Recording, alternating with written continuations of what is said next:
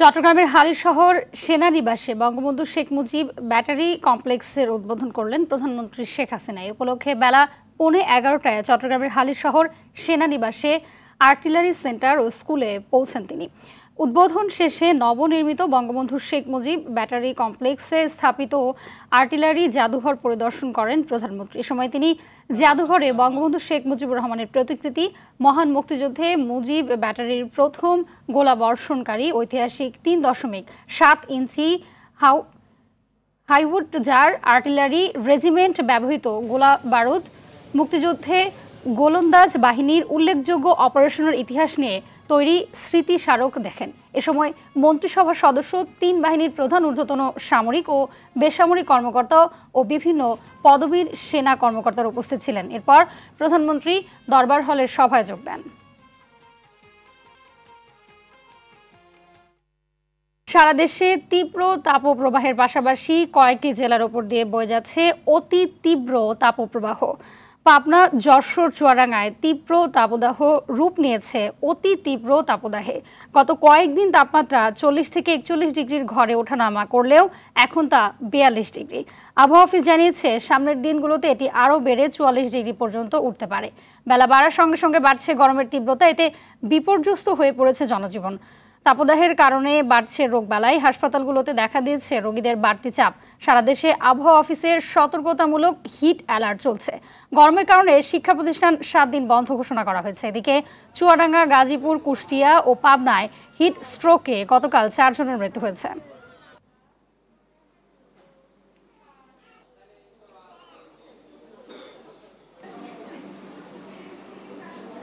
দিনের তাপমাত্রা আমাদের 1 থেকে 2 ডিগ্রি সেলসিয়াস স্বাভাবিক চেয়ে বেশি আছে। পাশাপাশি কিন্তু রাতের তাপমাত্রা কিন্তু স্বাভাবিক চেয়ে 4 থেকে 5 ডিগ্রি সেলসিয়াস বেশি আছে। এই রাতের তাপমাত্রা বেশি থাকার কারণে কিন্তু অস্বস্তির পরিমাণটা বেশি আছে। পাশাপাশি বাতাসে জলীয়বাষ্পের পরিমাণও অনেক বেশি আছে। এই জলীয়বাষ্পের পরিমাণ বেশি থাকার কারণে এবং রাতের তাপমাত্রা বেশি থাকার কারণে আমাদের অস্বস্তির পরিমাণটা বৃদ্ধি পেয়েছে।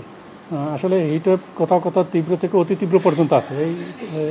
এই মাত্রাটা হয়তো সামনে 2-3 দিন পরে একটু কিছুটা কমে আসতে পারে, কিন্তু হিটওয়েভ একেবারে শেষ হবে না, এটা চলবে। এরপর 27-28 তারিখে আবার তীব্র থেকে অতি তীব্র তাপপ্রবাহ আবার ফিরে আসার সম্ভাবনা থাকবে। দর্শক, এই মুহূর্তে রাজধানীর হাতিঝিল থেকে সহকর্মী দীপ্তচন্দ্র পাল আর গাজীপুর থেকে সরাসরি যুক্ত হচ্ছেন সহকর্মী তরিকুল ইসলাম তারেক। শুরুতে যাব দীপ্ত, আপনার কাছে। চলমান তাপদাহে কি পরিস্থিতি দেখছেন এবং আবহাওয়া ও স্বাস্থ্য বিভাগের সতর্কতা কতটা মেনে চলছে সাধারণ মানুষ? হাবিবা, প্রথমেই বলতে চাই সারা দেশে যে তীব্র তাপদাহ সেটি কিন্তু বেড়েই চলছে এবং সেই তাপদাহ থেকে বাঁচতেই কিন্তু মানুষ একটু ছায়ার খোঁজে হাতিরঝিলে এসে অবস্থান করছে। আপনি দেখতে পাচ্ছেন আমি এখন হাতিরঝিলে রয়েছি, সেখানে কিন্তু অনেক মানুষ তারা কিন্তু ঘর ছেড়ে কাজের ফাঁকে কিন্তু একটু বিশ্রামের জন্য এই হাতিরঝিলে ছায়ার নিচে একটু স্বস্তির জন্যই এসেছেন। এবং এই যে তীব্র তাপদাহ তা নিয়ে কিন্তু আবহাওয়া অধিদপ্তরও কোনো সুখবর দিতে পারেনি। আজকে আমরা আবহাওয়া অধিদপ্তরের সঙ্গে কথা বলেছি, তারা যেটি জানিয়েছেন কিছু কিছু অঞ্চলে কিন্তু তীব্র তাপদাহ অতি তীব্রতে পরিণত হয়েছে, যে বিশেষ করে চুয়াডাঙ্গা, যশোর, পাবনায় কিন্তু অতি তীব্র তাপদাহ বয়ে চলছে। এবং যেটি জানিয়েছেন যে দেশের তাপমাত্রা কিন্তু 44 ডিগ্রি সেলসিয়াস পর্যন্ত উঠতে পারে। তবে পাশাপাশি একটু বলেছেন যে 24-25 তারিখে কিন্তু একটু বৃষ্টির সম্ভাবনা আছে এবং বৃষ্টি হলেই যে তাপমাত্রা কমবে তাও কিন্তু বলেনি। তো তারা কিন্তু এমনটি বলছেন যে বৃষ্টি হলে মানুষ 2-1 দিন একটু স্বস্তি পেতে পারেন, কিন্তু তারপরে কিন্তু 27-28 তারিখ কিন্তু আবার যে তাপদাহ সেটি কিন্তু শুরু হবে, এমনটি কিন্তু আবহাওয়া অধিদপ্তর বলছেন। এবং তারা কিন্তু পাশাপাশি এটিও বলছেন যে শুধু এপ্রিল মাসই নয়, মে, জুন মাসও কিন্তু এই তাপদাহের মধ্যে দিয়েই যাবে, এমনটি জানিয়েছেন। এবং আমরা দেখেছি এই যে তাপদাহের মধ্যে কিন্তু সবচেয়ে কষ্টে আছে শিশু, বয়স্ক এবং খেটে খাওয়া মানুষরা। তারা ঠিকমতো কাজে যেতে পারছেন না এবং আমরা বিভিন্ন হাসপাতালে ঘুরে দেখেছি যে শিশুদের রোগের যে ঠান্ডা, কাশি, নিউমোনিয়া, পাশাপাশি স্কিন ডিজিজ সব বিভিন্ন রোগে কিন্তু এই গরমের কারণে আক্রান্ত হচ্ছেন। এবং পাশাপাশি বয়স্করা এবং শিশুরা ডায়রিয়ার মতো রোগেও কিন্তু আক্রান্ত হচ্ছে, এমনটি কিন্তু আমরা দেখেছি। মনে হয় শিশু হাসপাতাল এবং করেন হাসপাতাল, দুটি হাসপাতালেই দেখেছি রোগীর সংখ্যা হু করে বাড়ছে। এবং স্বাস্থ্য বিভাগ কিন্তু বিভিন্ন তাপদাহ থেকে বাঁচতে কিন্তু বিভিন্ন পরামর্শ দিচ্ছেন যে যারা বাইরে বের হবেন তারা কিন্তু অবশ্যই ছাতা ইউজ করবেন, ব্যবহার করবেন এবং পাশাপাশি যে তরল খাবার, প্রচুর পরিমাণে তরল খাবার খেতে কিন্তু উপদেশ দিচ্ছেন। তো তাপদাহর এই যে এই অবস্থায় কিন্তু মানুষ প্রাপ্তবয়স্ক পাশাপাশি শিশুদেরও কিন্তু যে তরল খাবার সেটির পরিমাণ পরিমাণ কিন্তু বাড়াতে বলছেন এবং গোসলের পাশাপাশি প্রতিনিয়ত গা মোছার কিন্তু পরামর্শ দিচ্ছেন স্বাস্থ্য বিভাগ। তো হাবিবা, আমাদের আরেকজন সহকর্মী রয়েছেন টঙ্গীতে, তরিকুল ইসলাম তারেক, আমরা সরাসরি চলে যাব তার কাছে। তারেক, কিন্তু আপনি জানেন যে সারা দেশে তাপদাহ বেড়ে যাওয়ার কারণে কিন্তু বিভিন্ন জায়গায় কিন্তু মানুষের মৃত্যুর ঘটনা আমরা জানতে পেরেছি। গতকালকে কিন্তু গাজীপুরেও কিন্তু একটি মৃত্যুর সংবাদ আমরা নিশ্চিত করতে পেরেছি, যেটি কোনাবাড়ি এলাকার রাজা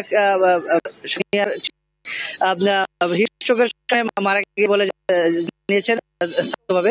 তো আমরা কিন্তু মানুষ কিন্তু একেবারে নিজ একান্তই বেশি প্রয়োজন ছাড়া কিন্তু ঘর থেকে বেরোচ্ছে না। এছাড়াও কিন্তু হাসপাতালগুলিতে কিন্তু রোগীর সংখ্যা বাড়ছে, প্রতিনিয়ত কিন্তু এই রোগীর সংখ্যা বেড়েই চলেছে এবং ডাক্তাররা কিন্তু সকলকে পরামর্শ দিচ্ছে যে বেশি করে তরল খাবার খাওয়ার জন্য এবং ঘর থেকে বের হওয়ার কিন্তু ছাতি দিয়ে বের হওয়ার জন্য বলছে। এছাড়াও কিন্তু কৃষি জমিতে যারা কাজ করছে তারা কিন্তু অনেক কষ্ট নিয়ে কিন্তু কাজ করে যাচ্ছে এবং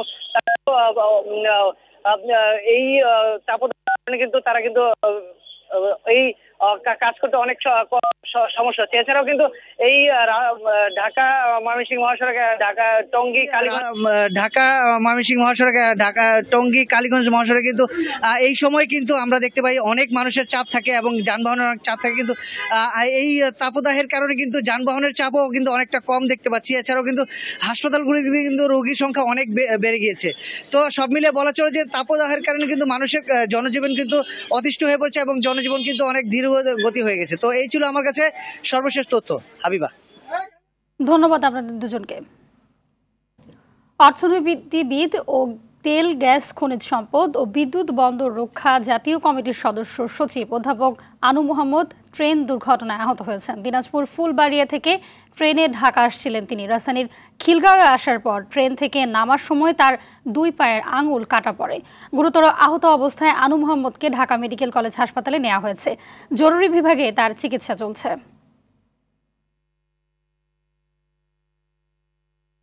সোমালি জলদস্যুদের কবল থেকে মুক্ত বাংলাদেশি জাহাজ এমভি আবদুল্লাহ আজ বিকেলে দুবাইয়ের আল হামরিয়া বন্দরে পৌঁছবে। জিম্মি হওয়ার কারণে পুনর্নির্ধারিত সময়ে 32 দিন পর 23 নাবিক সহ বাংলাদেশ সময় সন্ধ্যা 6টার দিকে জাহাজটি বহির্নোঙরে অবস্থান নেবে। একদিন পর ভিড়তে পারে জেটিতে।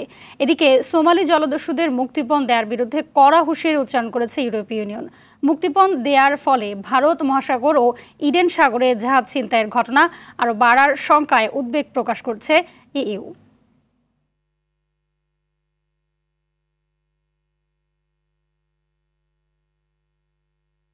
জানাবো আন্তর্জাতিক প্রসঙ্গ। বিদ্রোহীদের তোপের মুখে একের পর এক এলাকার নিয়ন্ত্রণ হারাচ্ছে মিয়ানমার জান্তা বাহিনী।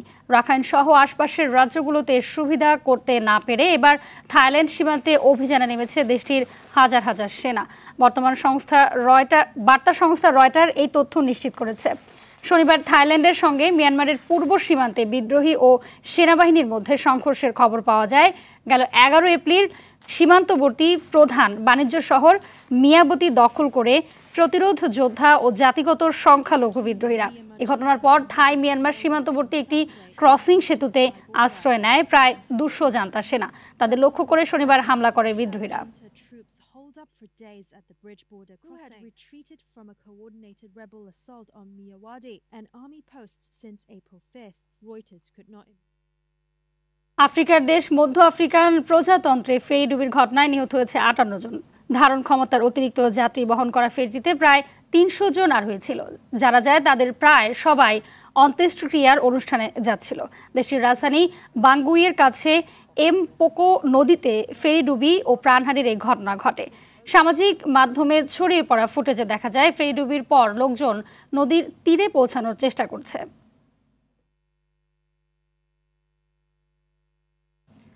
ইসরায়েল ও ইউক্রেন ও তাইওয়ানের সামরিক ও মানবিক সহায়তার জন্য যুক্তরাষ্ট্রের পার্লামেন্টে প্রতিনিধি দলের বিল পাস হয়েছে। স্থানীয় সময় শনিবার ভোটাভুটির পর এসব বিলে অনুমোদন দেয় মার্কিন আইন প্রণেতারা। ইউক্রেনের জন্য পাশ হওয়া বিলে $7.8 বিলিয়ন সামরিক সহায়তা দেওয়ার কথা বলা হয়। অন্যদিকে ইসরায়েলের জন্য পাশ হওয়া বিলে $26.4 সহায়তা দেওয়ার কথা বলা হয়। এরাও তাই ইসরায়েলকে সামরিক ও আকাশ প্রতিরক্ষা ব্যবস্থা ঢেলে সাজানো মানবিক কার্যক্রমের সহায়তা করবে জো বাইডেন প্রশাসন। এছাড়াও সহায়তা দেওয়া হবে তাইওয়ানকেও।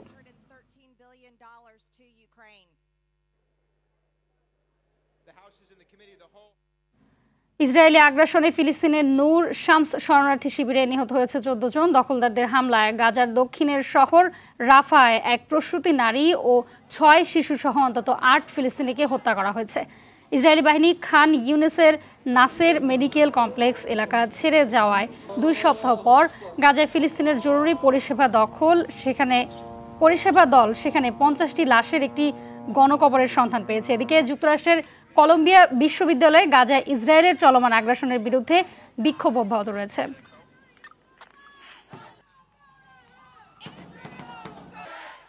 মধ্যাহ্নের সংবাদ এই পর্যন্তই। সবশেষ সংবাদ জানতে যে কোনো মোবাইল ফোন থেকে 2414 নাম্বার ডায়াল করুন। দুপুরের সংবাদ 15টায় দেখার আমন্ত্রণ রইল। ধন্যবাদ সবাইকে।